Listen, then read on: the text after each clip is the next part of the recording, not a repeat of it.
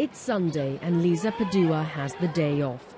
She's come to this mall along Singapore's main shopping district, which attracts hundreds of foreign domestic workers from the Philippines like her. So we are away from home and we get homesick, we get lonely, and being with this friend, laughing together and eating together our own food and enjoying life.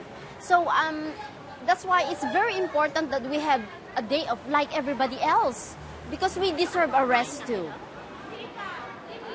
And that's the way it should be.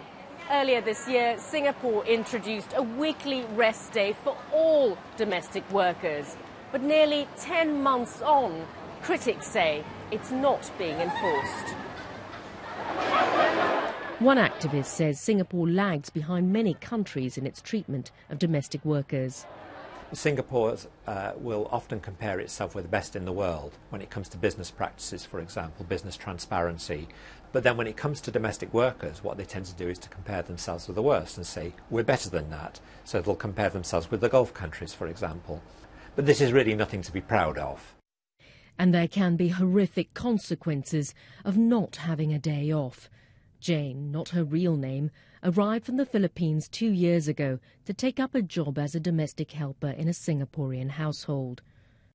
Every time they punish me, they ask me to go inside the toilet because they hit her, she says, and punished her by forcing her hands down a toilet full of bleach.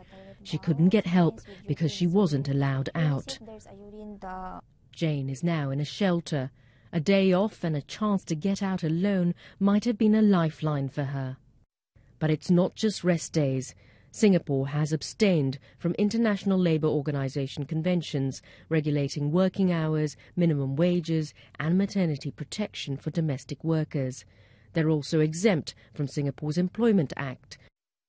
Singapore's Ministry of Manpower, which is behind those laws, says employers who fail to give their helpers a weekly rest day or compensate them for working on those days will face stiff penalties, such as jail terms or a hefty fine. But they say the weekly day off was designed to be phased in over 2 years. It will take time. For Jane and others at this shelter escaping abuse, it couldn't come soon enough. Sharon Jitleo, BBC News, Singapore.